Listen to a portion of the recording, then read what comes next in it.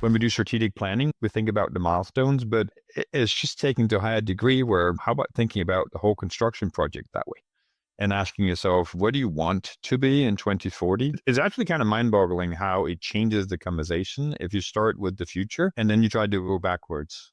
If you look in the history of constructing academic medical centers, hospitals in general, for the vast majority of them, when they open, they're outdated because it takes a decade to build one. How about taking a different approach and asking yourself, well, what does 2040 probably going to look like? Everybody will say, Claus, you can't predict what 2040 looks like. And I'll agree with them because nobody can actually predict the future, but you can prepare for it.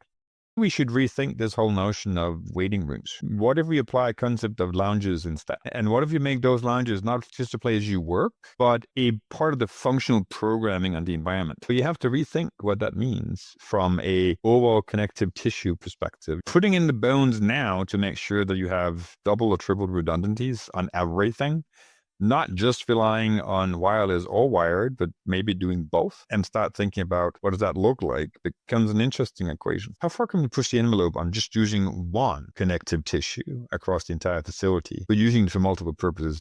It's always about the people. You can't predict the future, but with the right people, you can prepare for it. And part of that is what box thinking.